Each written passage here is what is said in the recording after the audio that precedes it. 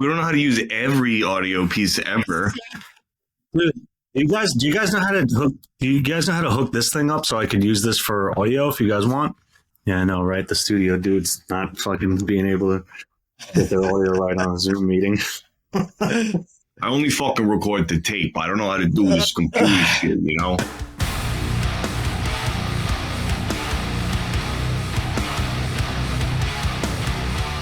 I'm getting these masters back. Supposed to be today. Nice. Yeah, I got the guy Mike Kalajian from Planet Rogue, and I'm getting a different master for a couple different formats like vinyl, Apple Music, some other things. But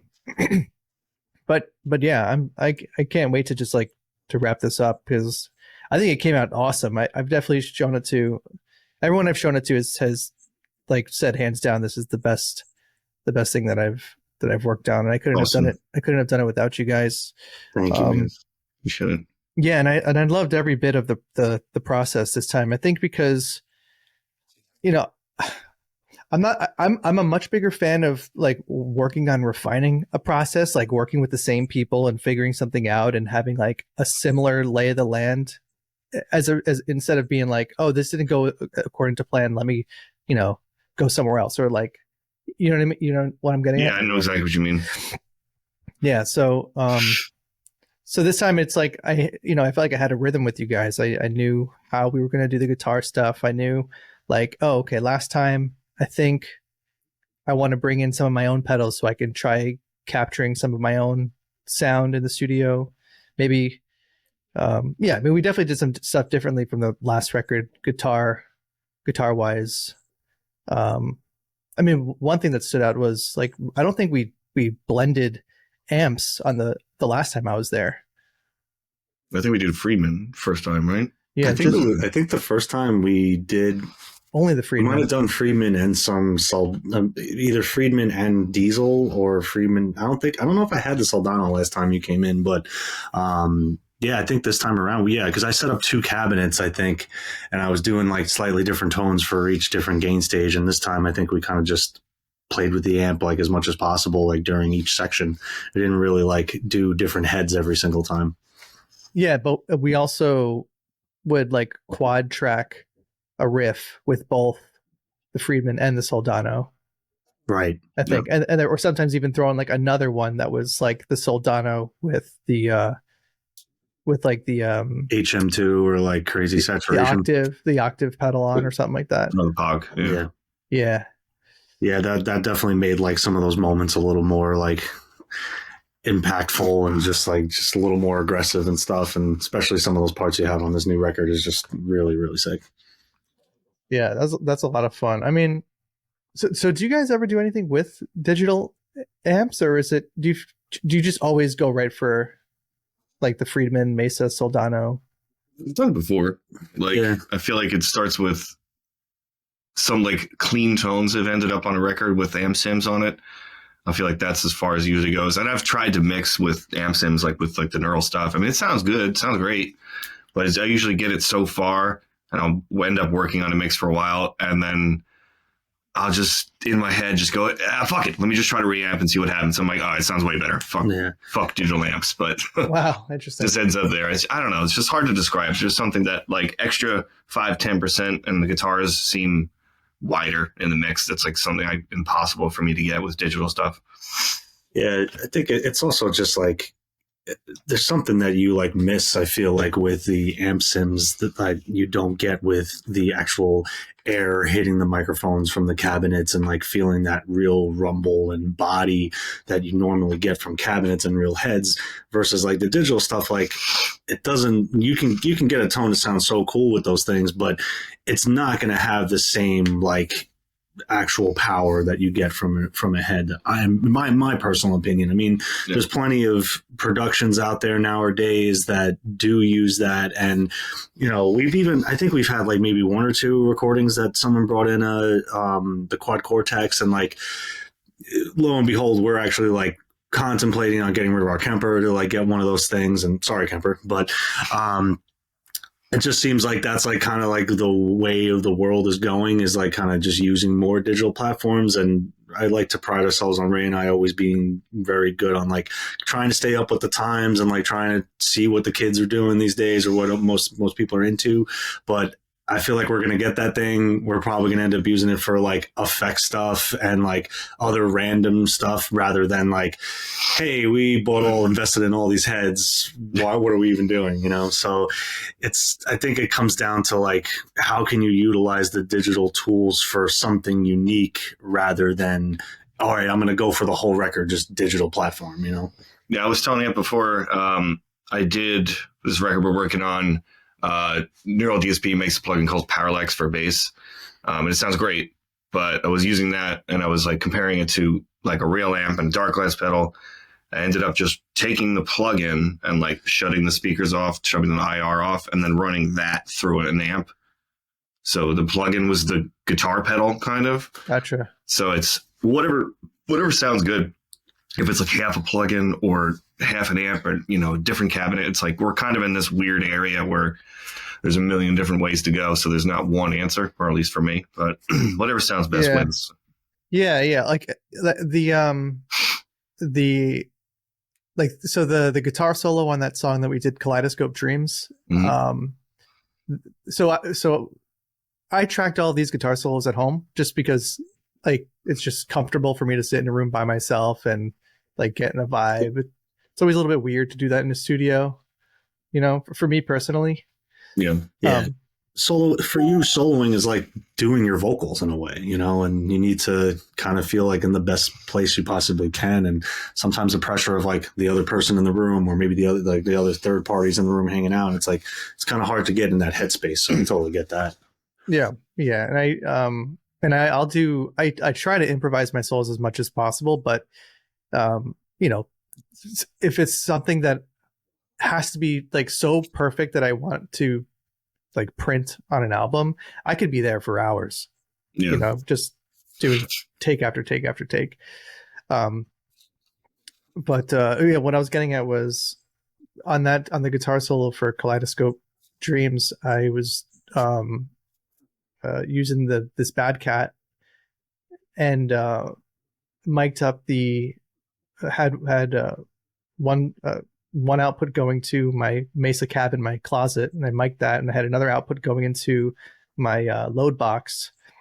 Yes. And then so the final output was a combination of what I captured on the mic mixed with you know, the cab sim that I got from the load box.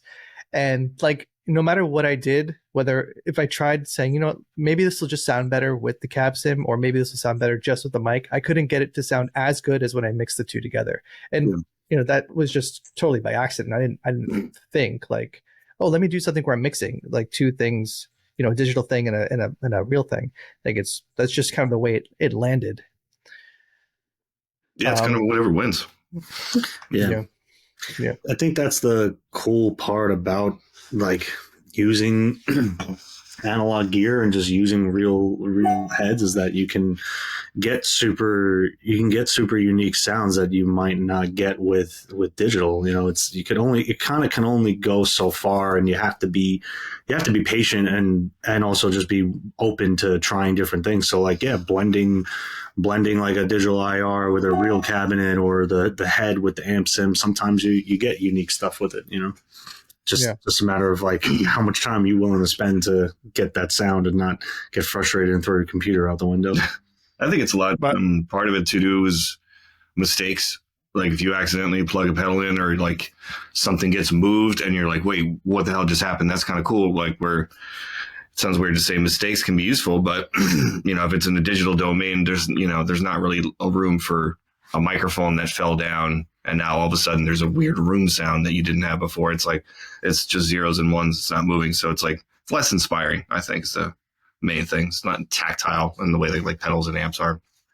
It's actually funny because I think this is probably maybe the fifth or sixth actual time that Ray and I actually even get asked to do stuff like this. Cause like, I don't know, it's not, I feel like a lot of people like don't care about it as much. Like, I feel like we'd love to do this type of shit all the time because, you know, at least I like to pride ourselves on like trying to do more outside the box stuff than just like run of the mill recording techniques and all that. And like try to use some old school fundamentals and real shit. So it's like I want people to know more about that than, you know, just hey, here we're coming in and it's done and now it's in the abyss and forgotten about. Yeah. So I think it's cool that you guys are doing this. Yeah, I mean, Omar and I have done like over 30 of these now, and it's like something we've heard from. And we've had some like pretty big guys on here. Like Aaron Marshall was on here. That's by far like our most listened to podcast. And Ollie Steele was on here a couple weeks ago. Paul Masvidal from Cynic we had on at some point. And something that keeps on coming back is that like people aren't really listening to music in a bubble anymore. Like they're not just getting a CD and putting it on and listening to it.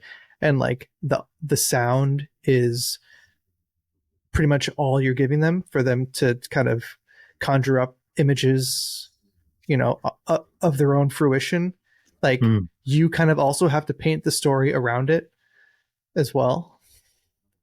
So like, talking about how a guitar tone was made or like what stuff was recorded at your home versus not, and showing some images from the studio process, it kind of just is, it's kind of just like a part of what you got to do now, it seems like. And I think maybe at a time there was like a version of that with like liner notes. You'd have some liner notes that said, for this song,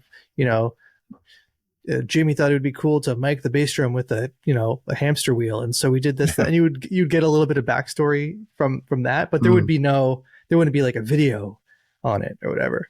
So oh yeah, for sure. Yeah, everything was way more mysterious. I mean, some people argue like the mystique is gone in music. I think I was listening to an interview with Tommy Lee, and he was just he misses the old days of you didn't know shit about the artist. You have no idea what they did. You're like, what do they eat for breakfast? I have no, and then it is a cool thing that you're able to find out all this information about artists. Some people they only show what they want in a documentary, but it's nice to be able to actually know these things and just figure out who these fucking artists are that you like.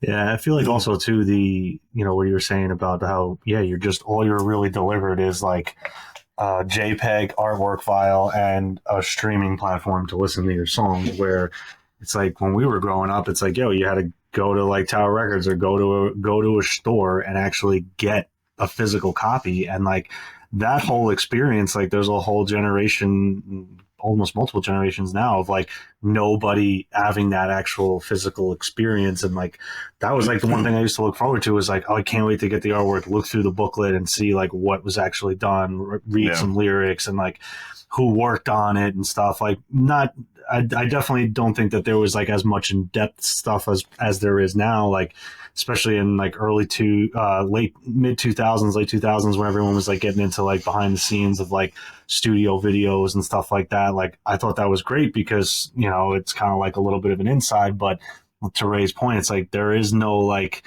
mysteriousness to it anymore, or like you don't have to dig so hard anymore. It's just like boom, it's all out in the open for positive reasons, and for sometimes you want to try to keep people in suspense and not let everybody know what's going on. Yeah. What I find really cool about all that is number one, it helps you put certain things into perspective, because if you look at eras prior to that, and we can go really far back, there was even less information about the artist and the music. I mean, you can go as far back as to find things that are just labeled anonymous, right? Yeah. So it's really cool how what today we would consider as, we were left with so much mystery. Comparing that to older stuff, there was even less information about everything. There was less documentation. There was less art created around the music outside of just the music. So I think it's just kind of like these paradigm shifts that we're always achieving. And in retrospect, it's always, oh man, like that's what made that special. And that's what we hold on to. The lack of what we have today in that day makes that special in that way. And when we move forward into the future, we're gonna see all sorts of other things that we don't have today. And we'll look back at today and say, man, those days were special because of this. Funny you mention that. I've been trying to figure that out. I mean, I know it's impossible, but like, what are we going to miss that's happening right now that's going to disappear? And then it's like with the conversation about AI music is crazy. Just learning a lot about that now. I think like people writing music in a room is going to be like, oh, remember when people used to like pick up instruments instead of just fucking typing in, you know, AI prompts? Just like people are going to say, oh yeah, I wrote this cool song. And they're like, what are your prompts, dude? You know, and that would be like it. Nobody owns a guitar anymore or some shit. It's either that or we're going back to the fucking Stone Age and like everything has to be recorded live with like a government funded microphone that everybody needs to use. You know, some weird shit like has to be one microphone in the room and has to be like signed, contracted, you know, like a little official label instead of a parental warning. It says like, this is not recorded by lazy ass bitches. And it's like a sticker on the front or something. I don't know. Yeah. Well, like when last I was over there, Ray, I mentioned this group to you, Domi and JD Beck, that duo that opened up for Red Hot Chili Peppers kind of recently, or that was on tour with them.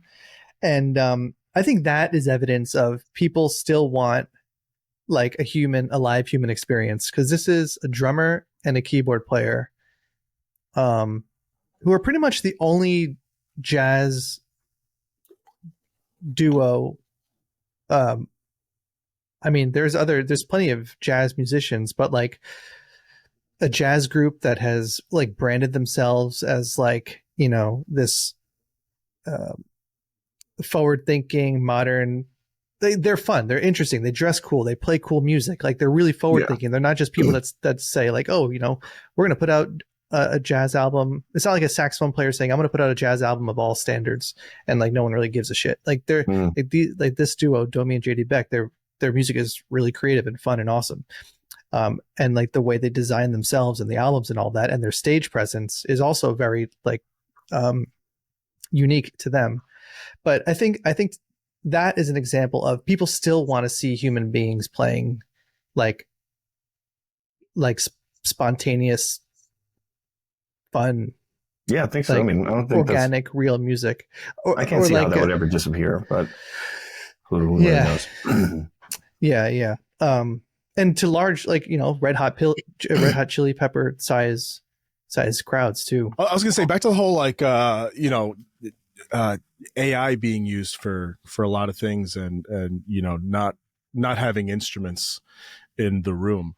You know, think of like how many producers and mixers do stuff without actual amps and without actual instruments. Oh yeah. Stuff that makes money, right? And then there's guys like you who's like, no, you want the real things because there's a particular sound that you want to come across. There's a way that you want things to feel, right? And you're doing it strictly out of like this experience is that a certain way, right? And that's really all it is. So like it's whatever advancements come, there's still going to be those people that, oh, I need this to be this way because my experience of it works best this way. Absolutely. It's not whatever you want to hear at the end of the day. I mean, I try to tell myself that if something better comes along, whatever it is, if I was stuck in a certain way and something, you know, if whatever sounds better, it's like, all right, well, that's the shit I'm using now. You know, it's like, I want to hold on to something because it's like a pacifier from my past, or, you know, something that like a whatever you want to call it, a worry stone. Like I have to use this. Otherwise, you know, nothing's ever going to sound the same, you know, whatever the tools are that get the job done. So one thing we definitely did differently this time than last time was I pretty much came in with all the keyboard sounds, ambient sounds, anything that I could have recorded at home that was usable, we used, which I think worked out really well. I don't, you know, definitely, you know, rhythm guitars, like anything that really needs to be like just really needs to carry the weight of the album. There was, you know, I'm probably always going to need help with that. I have like, when it comes to editing guitars and rhythm stuff, and often certain like clean tones, like that's still a very challenging area of engineering and production for me. But, you know, a lot of those, I was there for 5 days, essentially tracking as much as possible. This time we didn't redo keyboards. We didn't like spend time with a lot of the weird ambient stuff I made with some of my like looper pedals. But I don't know. How'd you feel about that? Was it helpful and just kind of like, do you like? Is that cool that I did that?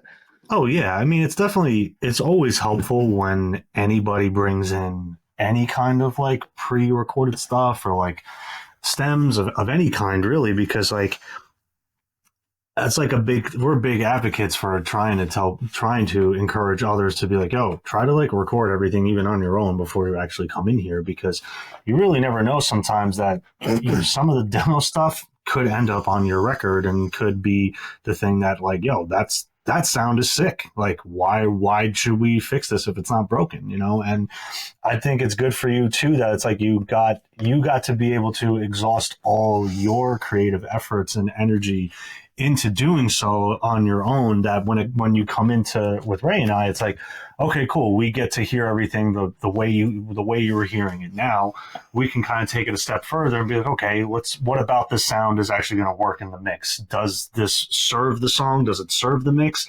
Okay, maybe we have to cut low frequencies out, or maybe we need to readdress this particular sound. And then I remember you would give me the MIDI. I think there was like maybe one or two sounds on the record that we might have swapped because it might have been a little too abrasive or something. But even just that alone, like the time of us having to spend tracking and rehashing out every idea, that's time consuming. Do we enjoy doing it? Of course, because it's like, yeah, we get to kind of like work together on producing the line or whatever it may be. That's always fun.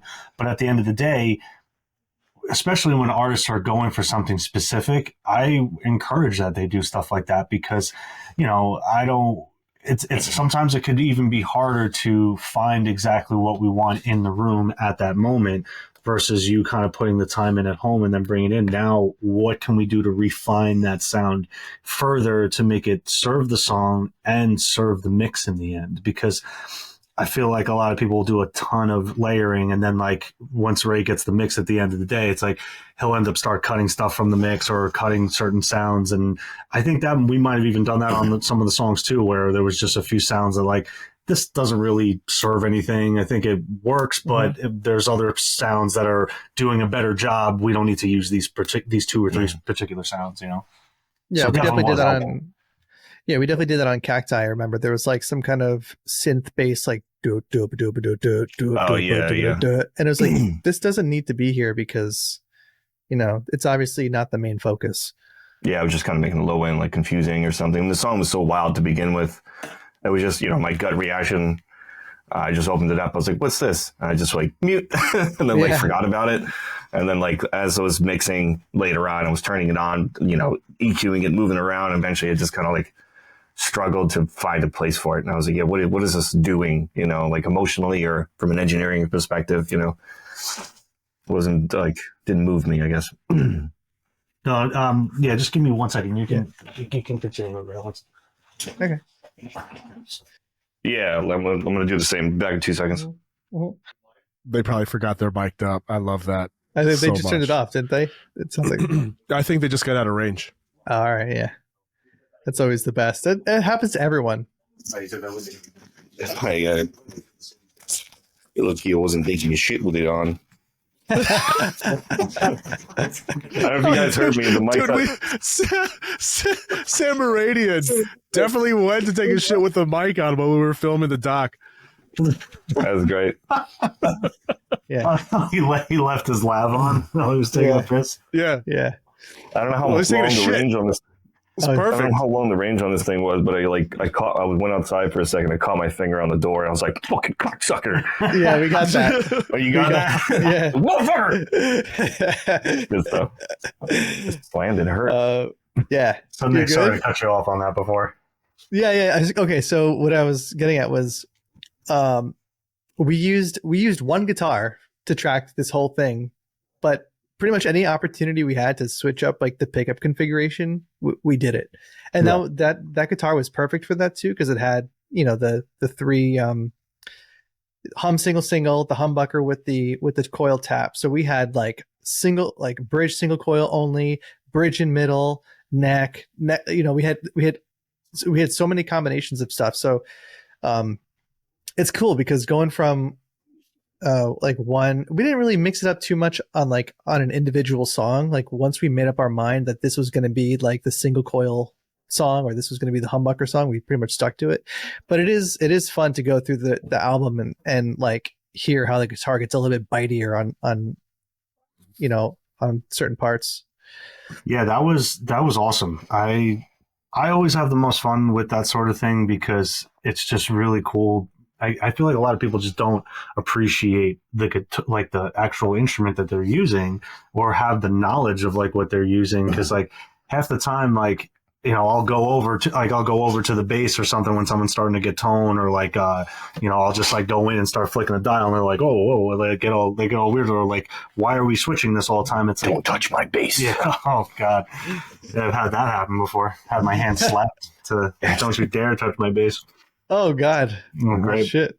But it's important to do that because, like, especially with the parts too, it's like you want to play it and you got to hear it in different types of settings on the guitar, because it could sound a little softer, or it could sound bitier, or it could kind of get more of that like hollowish tone. Because if you don't mess around, then you're never gonna know what's happening. And I feel like we did more like, I think, neck pickups on a couple of songs that I thought like, oh my God, I don't think I would ever do that. But for whatever reason, your guitar, like, it worked really well with the tones that we were getting, and it just happened to work out perfectly.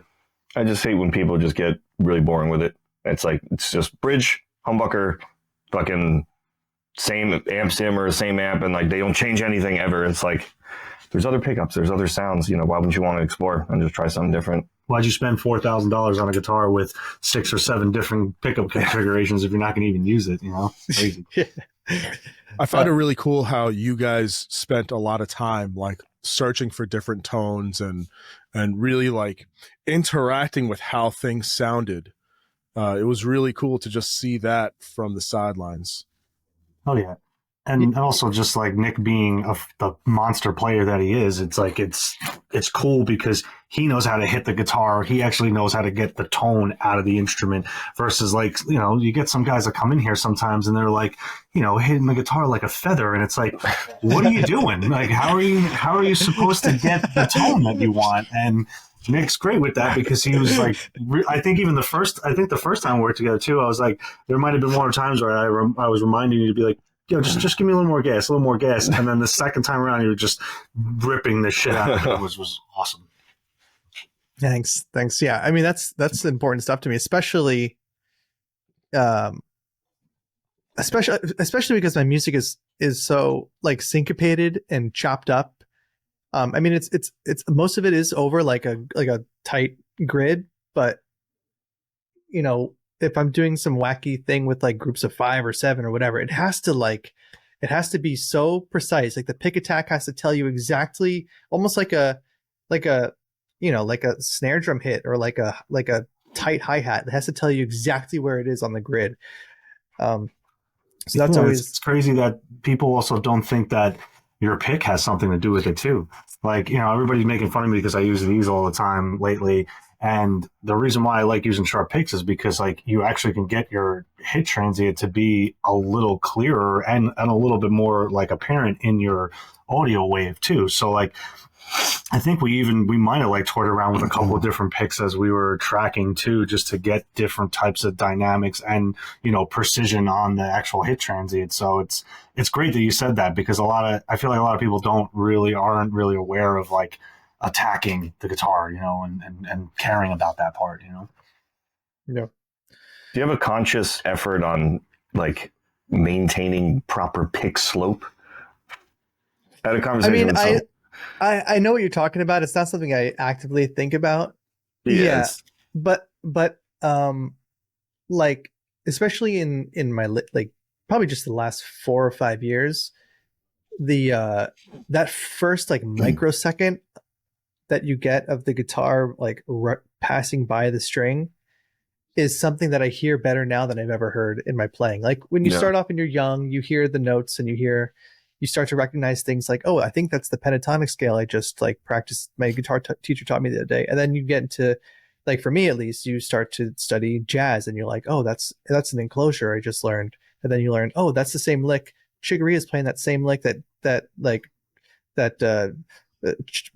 Charlie Parker played on that other thing, but like he modified it just a little bit, and then you start to learn more of these things, connect, and like something that only just started coming like into my awareness was that like first fraction of a second that the pick passes by the string, and like now more than ever, it's like whether it's like, you know, it's something I think about, maybe not consciously, but it's like it's still a decision that I make. Like, is this a rhythm part or a clean part or a guitar solo?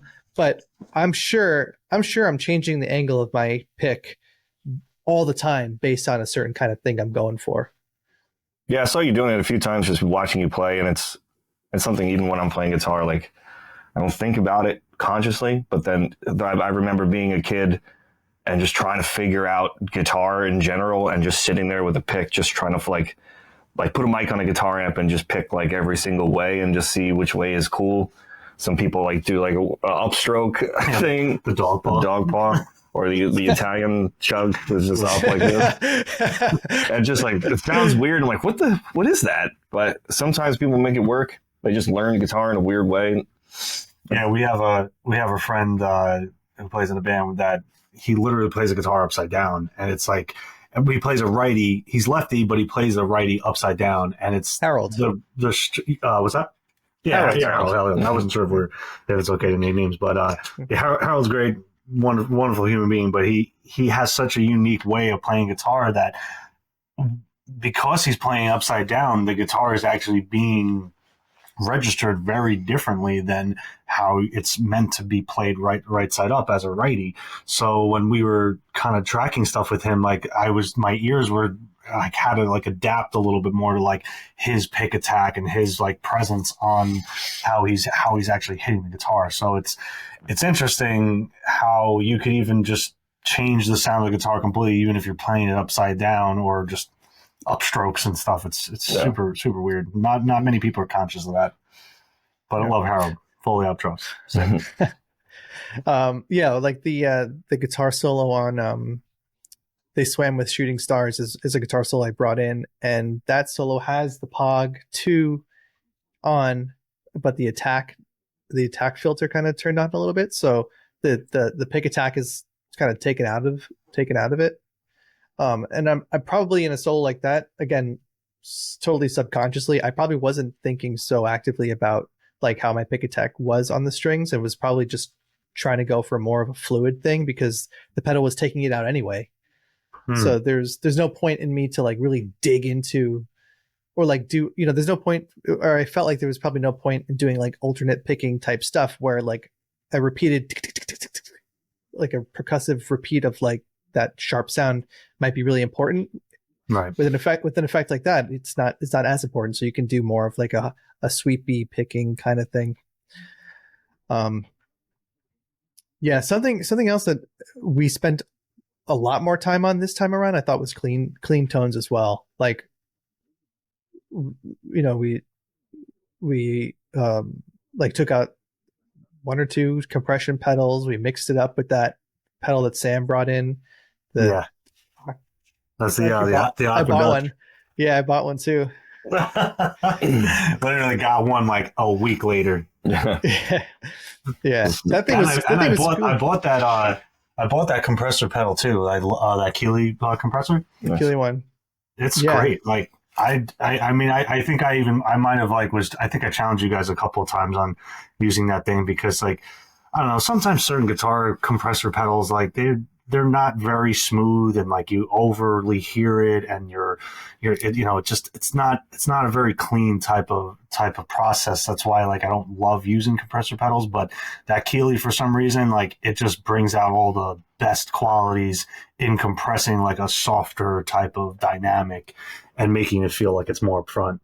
But yeah, that was fun. I mean, I love that Sam was a part of the process because having just another another knowledgeable guitar player and person that cares about making cool sounds was in the room. Like that was fun because, you know, it's even though he wasn't like necessarily producing stuff, he was still helpful with just like, hey, try like just like these other little things that could just make all the difference. And some of the times it was very subtle, but it really, really made such a big difference. Yeah, definitely. I love when you were like, he won't mind me saying this because you said it right to him. You were like, it's like you told me your friend was coming through to like, help with the album, and he makes lots of cool sounds, and the dude shows up with one pedal.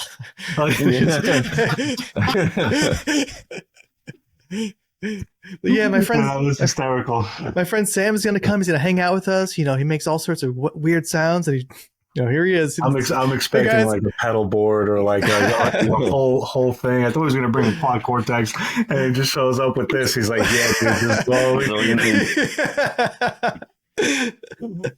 Oh, I love Sam. He was great. He was so much fun to chill with the whole time. Yeah. There's parts, I think in particular on Sweet Breezes, that one riff, that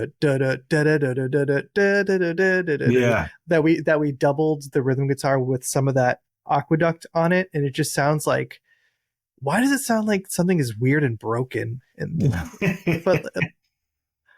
but in a good way. And there's a couple of the lead tones, like there's that one lead line in Cacti that has it on it. Like the melody in the beginning soft melody in Identity Crisis has it on there. And I think that's what all over it. It's all over the place. Baked everywhere. Yeah, and then I put it on my live pedal board for a show I did in back in April, and Omar was at that show, and you knew like the second I turned that thing on at that live show, you're like, oh, Nick, is using it live now. I thought you were going to say, yeah, I turned it on and was on the most wackiest setting possible, because this thing has some really, really weird settings that you just, why would anybody want to use this? But apparently he gets it. And that's the thing. I find that really interesting because that particular sound previously I never liked, but when Sam suggested to use it, the application was so appropriate. And then when Nick started using it, I was like, oh, he's using this sound the right way. It was fantastic. I mean, it really changed my perspective on that sound altogether. Yeah, I mean, coarse pedals in general can be very, very hit or miss. I mean, like I have like the Juno one from the Juno keyboards, and like it's cool, but it's literally 2 settings, and like the Aqueduct just gives you so many versatile options that like it's so like even I think the one setting that we used the whole time was like so subtle, and then you just move the rate a little bit, and it just almost changed everything. So hopefully we get sponsored by this video by using the Aqueduct, and Earthquaker hooks us up. I know. I think. Wait, sorry, 1 second.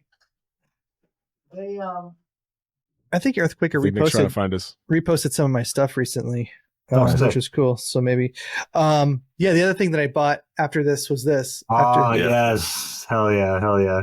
Yeah, so that's the best pedal. One of the best pedals ever made.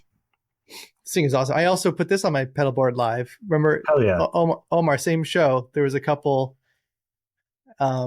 moments where, like, even during a guitar solo, I was like, hell yeah. Yeah. I mean, that's another tool. It's just great to be really creative with, and Ray. I love when Ray tells the story because it's just hilarious. So one of our close bands and clients that we work with, I was never into the whole HM2 thing for a little while, just because I just thought it was like the most ridiculous thing ever. And our buddy comes in, he's like, yeah, we're going to use this pedal, and it's just like a Behringer pink fucking HM2 pedal. And like immediately I was like, get the fuck out of here. No way. Wait, which one is HM2? Is that the octave? It's the HM2 is just it's like basically just that wild distortion pedal. This guy. Oh, that's heavy metal, right. straight heavy metal pedal. Yeah. So I was like, dude, what are you guys thinking? You got to be high or something. And then once Ray like got a tone dialed in with blending it with the actual guitar tones, I was like, oh my god, why the fuck have I not been doing this forever?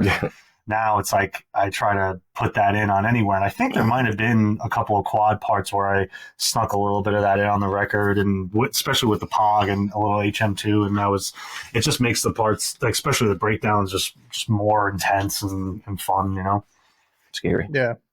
Yeah. I mean, this is the kind of background that I think makes like listening to an album more fun. Like knowing Absolutely, that a particular part was recorded with a certain pedal and mixed with 2 amps, and like, maybe an HM2 was hidden somewhere that gave it the extra bite. Like I find that stuff a lot of fun. But yeah, this was another honorary notable mention. Yeah. So that was wild. Like, I didn't really even know what to do with that pedal at first. You were kind of just like, turn it on, see what happens.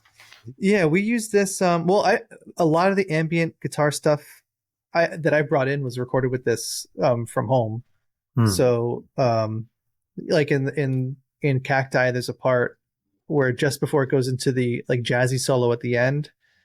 Well, it's on a few parts. Anytime there's like a weird like swelling and you can't figure out what that swelling is, or there's like, again, like just before this guitar solo, there's like 5 beats of, where like it like almost sounds like it bit crushes or something for 5 beats. That's this thing, and it's got this like cool clock knob in the middle here that I don't know. It bit crushes in a way. It's like high quality is further right, lower quality is further left. And it's essentially a micro looper. So you play something and it only catches like a blip in time, but then with that blip you have an insane amount of shit that you can do with it, and then the outcome is usually some unrecognizable tone that. What song was it that we like spent some time with that on and like made some other like random stuff that with? Was Pet Rock. In the beginning of My Pet Rock Ran Away, we like just made an arbitrary sound on your computer, like a okay. We ran it through this and then just like tore it to shreds pretty much. Right. Yeah, and I remember that was fun. That was very a creative moment there. I don't think mixing was too. I don't think I was too bad, right? I was. No, you're great. Okay. You had a couple moments where you're just like, I'm sorry, I don't know if I'm being a pain in the ass. And I'm like, no, you're fine. You have no idea. Yeah, okay. A pain in the ass could be. Yeah, he does that. He'll message me. He'll be like, "All right, dude, I'm sorry, man. I'm being a pain in the ass." Like, all you did was send me like 3 messages. Yeah. You're one of the easiest people to work with, man. All right, thanks. On the whole, throughout the whole thing, man, it's crazy. The mixing process was fun for me. It took me a while to dial it in just to get the drums right, because we have trying to have a conversation about like the heavy parts got to sound heavy and the lighter parts have to be a little bit more natural and kind of jazz focused. So it took me a while to dial it in. Like before I even showed you, I was on like mix 4 or something of each track, just like experimenting with different sounds and techniques just to get it to impact.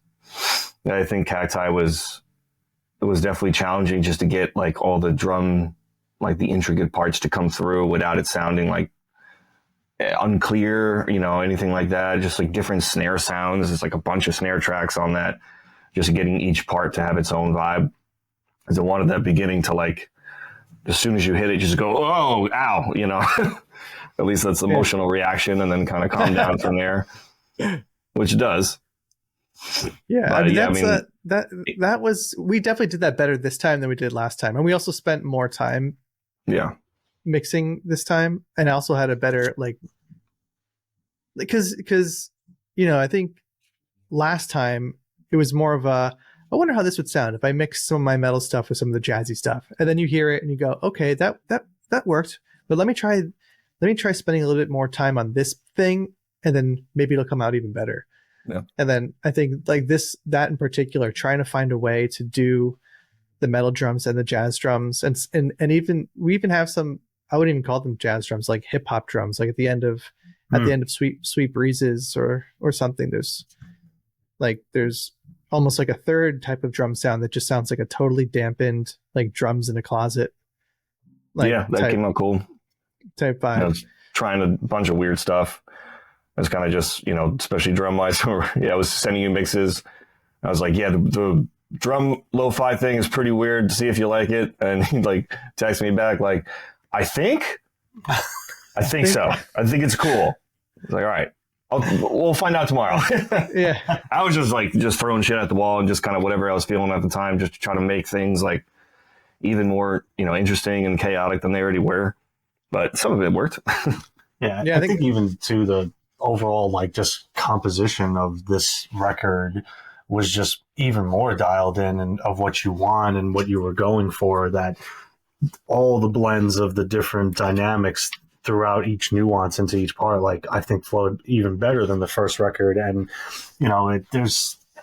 it can be a very fine line between going into like a softer, jazzier part to like boom, intense stuff. So it's like you have to be mindful about like, okay, how are we really getting into this part, composition wise, because that all really affects the final mix at the end of the day. And I don't think a lot of people really like pay attention to that side of the writing, because at least for Ray and I, sometimes like when we're starting, at least in the last few years, we've like kind of, when we're writing with bands or writing with an artist, like we're actually consciously thinking about how the composition is going to be and how it's going to affect the final mix. And I feel like more people should start to think that way as they're approaching music, because then they'll have a better idea and better expectations of like how certain sounds and blends are going to work in your final mix, Yeah. And I'm not really a one that mixes records at all. Like Ray does a profound job of doing that, but I understand enough that how certain sounds and stuff are going to work, that whatever dynamic you're putting into the music, it's going to affect at the end of the day of what your product's going to be. Yeah, of course. Yeah, I've One thing definitely learned. So that was my third. This is now my third like solo album. The first one was totally DIY. Did it at home. Sent it to Adam Bentley to mix and master. And second one I did with you guys. This is now the third one. And something I've learned is that you really need to put into it, like you have to get that first input to sound how you want it to be at the end of the day.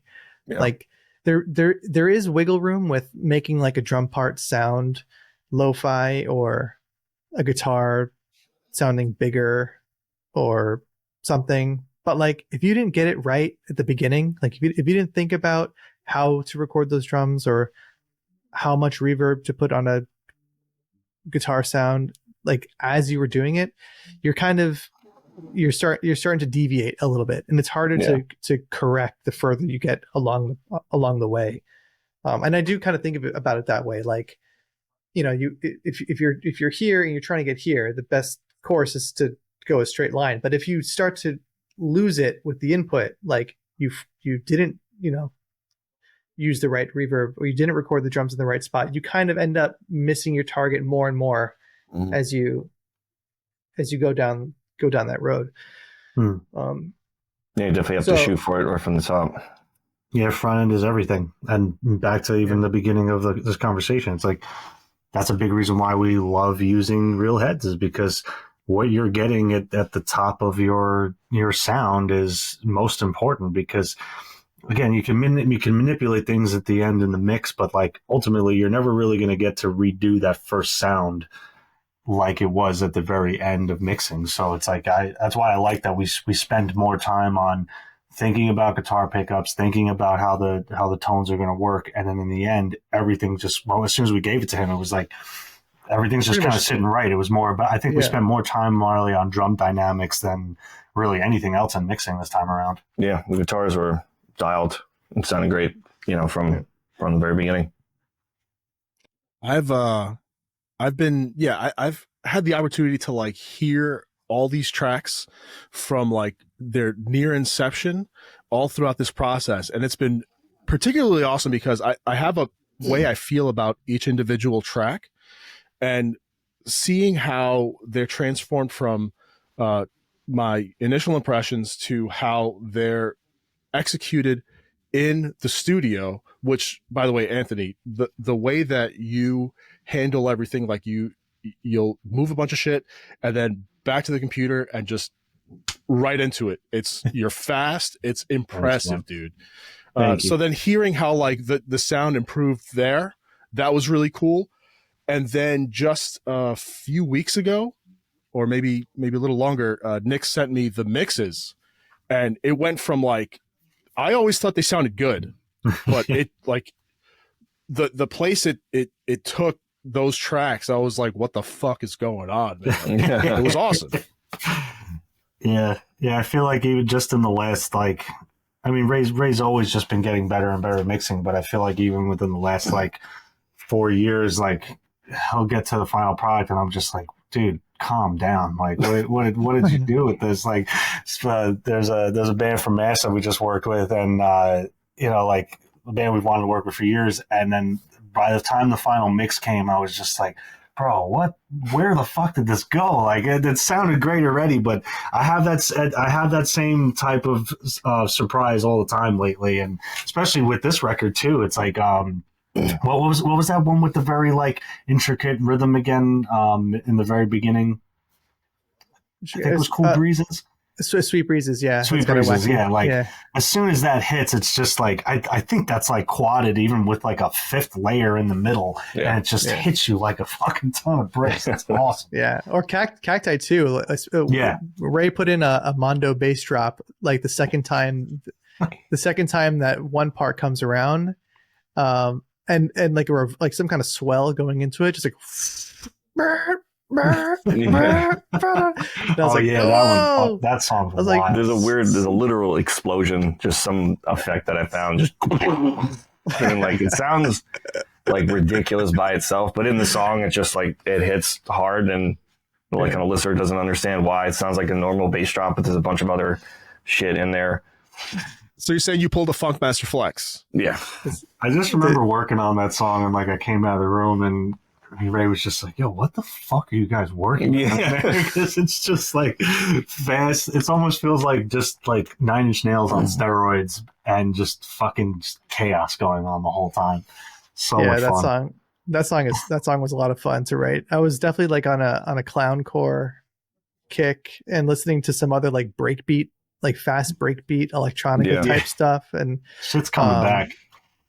Yeah, and I don't know how I ended up putting the C major like Casio keyboard sound in the beginning, but I think it was probably just like, you know, what's the total opposite of all of this stuff in this song? I know, a little cute little C major chord. That's awesome. I really like the stuff that you did, just because, I mean, the amount of music that me and Anthony hear, you know, week to week or over the years, most things start to just kind of blend into like, all right, this band sounds like those 5 other bands, or this is, you know, they're doing the pop thing or the kill switch thing or whatever you want to call it. But this was like, people were asking me, like, they come in the room like, what the fuck is this? Who is this? They're like, I've never heard anything like this. I'm like, yeah, me neither. We're trying to figure it out, trying to get this mix to be, you know, as balanced and just kind of serve the music. I always felt that, you know, production can take, you know, a good record and make it into a different place. You know, I try to stay out of it as much as possible, where when you hear the mix, you hear the song first, and like what I do doesn't get in the way of the music. It's like kind of, you could ignore it because you're just hearing the song. Like if you put a song on and all of a sudden your first thoughts, wait, what the fuck's happening? Or, you know, what's going on? Then like I lost, you know, making it clear. And then, you know, you'll start to appreciate the mix and kind of the intricacies after the song, kind of, you know. I don't try to put what I do over somebody's art and make it like, but you did compliment some parts really, really well. Like so that the Mondo explosion, like perfect. Like the fact that we got a really nice, like simple drum sound at the second half of that song, but there's also total mayhem and explosions in the first half of that song. Yeah. And it doesn't sound like 2 different songs. I think, you know, was a big achievement, and you did that, so thank you. And thanks. And like something else in shooting, they swam with shooting stars, which is probably going to be the first single I put out for this. Nice. Is you know, it was your idea to put that like beer can sound, like, The keg recorded with a baseball bat. Yeah. I was like, it's every once in a while. Yeah, just like it's just fun to pop it in there. That sample's over 12 years old now. Yeah. Wow, that's funny. That's funny. Yeah, I've definitely used it on I used it on one of my songs, one Bluetooth song a while back, and like when we originally recorded it, was with Johnny Booth years ago. And fucking the singer Herman texted me when the Moon2 stuff came out. He was like, "You bastard!" He's like, "You owe me royalties for that fucking keg sound." I was like, "You're never getting paid. Get out of here." Only he knows. Yeah, I really like that sound. But also somewhere else in that song, you like took a keyboard sound and like threw an octave on it and some real stretchy reverb or something as it transitioned from one part to the next. Just sat there with a reverb and just kind of automated it, and then put chorus on the reverb, and then dropped the synth sound an octave lower, put a shitload of bass on it and more chorus, and then just kind of automated it in weird spots. So it just sounds like this like weird earthly swelling. I just kind of got lost in it, like put the lights down and I was fucking around with it for like 45 minutes to an hour. So you will set the scene in that mixing room. So you'll like to get into the zone and. Yeah, sometimes. Yeah, I'll walk in there like it's so bright in the hallway and shit, and then I walk in there, it's just complete darkness with like one candle in the background. Yeah, this is what I need. I just like to change stuff up because everything around you it affects your mood and like the music, whatever you're mixing. If I'm mixing something like that's super heavy, it's bright and I got a fucking 2 energy drinks and like, wow, let's go. But if it's something that's like lighter and moodier, then like, shut the lights, a little cup of green tea and kind of get into that way. It's so interesting. That makes total sense. Like, music, it pushes your mood into wherever, you kind of don't even realize at times. But if you listen to heavy, crazy shit all day, like you might end up being more anxious by the end of the day. But, it's totally. Like wherever it pushes your mood. I was trying to do that with the mix as well, just to make whatever part was happening, like make it softer and kind of weirder and darker and then heavier and crazier, just to kind of like take what you did and just, put every part to 11, if that makes sense. What do you think there's anything we might try differently next time? Like anything that comes to mind? 2 drum like now setups? That we've done, that was what I was thinking of. Two drum setups might be good. Like just dive deeper into that, like that would definitely be huge. Like miking it up differently and just different snare just for those parts and just kind of go a little bit more avant-garde with the tones in general, just pushing it into different areas. It might be kind of fun. Yeah, I feel like two different drum sessions would be the move because, it's like really tough to like get that heavy tone to also translate into the softer tones because I'm sure, one thing he even brought to my attention a couple weeks ago because I asked him, I was like, is this annoying if I keep like separating like every little vocal nuance because like I'm super neurotic and I like to have everything super fucking organized and keep the session super clean and consistent. And I'll try to put tracks like all like sometimes I'll keep one main vocal track and put like similar vocals on that same vocal track to think that it's going to work consistently, but it doesn't always end up working out that way. And one thing I brought to his attention, I was like, hey, is this annoying if I just keep separating like all these little breaths or like all these little words that are just going to have a different effect? Or do you want me to try to keep it consistent? And the answer was, no, make it as separate as possible because chances are I'm going to do that later on mixing anyway. So I think the same fundamentals with drums would be huge because then we could just have, all right, we're focusing today on doing all the heavy shit. Take one more day to review all that heavy shit. And then second or third day, all right, now let's do the jazz setup and have a full jazz day review. And then now we have 2 separate full fucking drum sounds and we do just trying to make it all work in one. Yeah, in certain songs I had, the like duplicate every single drum track. There's 3 like drum scenes, if that made sense. There's like a weird lo-fi one, then the natural one, then the heavy one. So, with all the mics, it was like fucking 100 drum tracks or whatever. But it definitely worked out that way, which is cool. It'd be interesting to have we pulled the it off. differences be more. Yeah, we pulled it off, but we could double down. Like maybe one, it didn't have to be so challenging, and two, we'll definitely have a wider variety of sounds if we just do have multiple kits. Yeah, for sure. I mean, because like your music is super, super dynamic. So it's like you're not just on 10 the whole time, and you're not just doing soft stuff the whole time either. So like, it's not like I don't think it's outside the realm. And I'm sure like the tons of records do that where they get different style kits and stuff in there. And Yeah. I don't know. I think it's also goes to like just like our style where we want to go the extra mile with trying to get something real as opposed to like, oh, let's just try to sample this first or something. Like sampling works great. It can go a long way, but I think there's something to be said about trying to just, hey, let's just try a whole nother setup and just get a different sound altogether. But yeah, I think that's what makes your music very unique is that, you're going through so many different peaks and valleys through the whole thing. But there's a certain way that you have to pay attention to the production to really make sure that it's all working cohesively through the final product. So yeah, I mean, I say, yeah, drums would be the biggest thing. And then like, I don't know. I think also what I'd love to do if like when the time comes when we do another record is like maybe if I do get like some actual like keyboard hardware units and like rerunning MIDI out through like almost reamping with a synthesizer because I only learned that a couple years ago with like you can rerun MIDI out to go into a synthesizer to go back in, which is a freaking awesome idea. So like I'd love to like even have your sound still do your thing, but then take it a step further. Maybe let's run it through some keyboards and like play with some knobs and stuff and see what we get out of it. But yeah, that could be like a whole that could be like a whole other week too. Like because I do like to not rush any part of it. Like I feel like for something like this, we needed all 5 of those days to really just be comfortable with the guitars and the bass. So if we were to do the same thing for keyboards, I think it would just be like another couple days at least to yeah. I mean, I think it's all about like evaluating too, because like you also have a great ear with finding the sounds that you want. You do a good job with dialing those sounds in.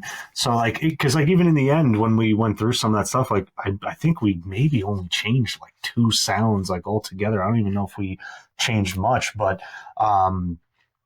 that's kind of like speculation. It's like, let's just see what you brought in with where you liked it. And now, hey, does this one not work? All right, let's now we have one day where we're going through changing up a couple sounds on each song. But, the ultimate thing that like we try to tell every client and every artist that comes in, it's like you want your record to sound at a certain level. And the biggest thing, no matter what, and it's the grand old rule and secret is time. The more time you actually have to sit down, play better, and think about the sound that you're putting into it, that's how you're going to achieve the most. Because of course there's always certain productions that come in and out of any particular studio where it's like, hey, we only had a week because we needed to get this out like and so quickly, and then we're like, oh well, maybe we could have done a little bit better or whatever it may be. Well, how much time did we actually get? And if we only get like a week or something, then you can't expect to have everything sound amazing, Yeah, I just think like, and not saying that because you're so good at like delegating the time and how we used every day. Like I felt like we walked out of there every day with like maybe even a little extra or just saving time for the next day to be even better. And that's something that I really appreciate about you because you're not just getting in there and just like, oh, let's just see what happens. Like we have a plan, we have a schedule on what we're going to do. And at least for me, that works. I work really well in that type of environment because like I like structure and like I like staying the course on something. So, if we get more time on the next one, that's only going to make it even better. Yeah. Cool. The couple of things that come to mind for me are one, DI the stuff that I do at home, right? That's something you kind of were pushing me to do next time. Like if I'm going to do a guitar solo from home, that. Always. Yeah, I do. I do love how my solos sound that on the record. I do love it, but who knows what could have happened if I actually did have DIs for them as well. Right. So there's that. The solos were something I was so particular about, because since the 2 years have passed since I was last there, I feel like I've played a couple shows. I feel like I've really started to find like my sound, and I really just wanted the time to capture that on my own time. So I bought a couple mics. I was experimenting with mic placement, and like I said, the load box and some different cab sims and things, and I took different solos on different guitars with different pickups, and I really wanted to. I didn't even think about DIing it. I just thought I'm gonna know exactly like what I get. These solos are gonna be perfect. Like that's just what's gonna happen. And when I'm done with it, I don't want anybody to touch it. This is like the way that I want the solos to sound. So that was my thinking. But why not? I'll get DI next time.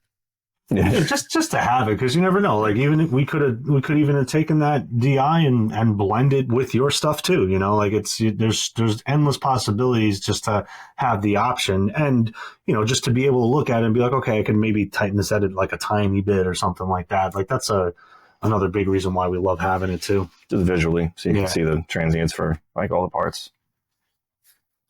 Yeah, and I guess the other things I wanted to try in the future are, I'm thinking about doing something with percussion, like I don't know, like Latin percussion, and like Latin percussion. Go down to Miami and get someone to do some percussion Cuban. on you.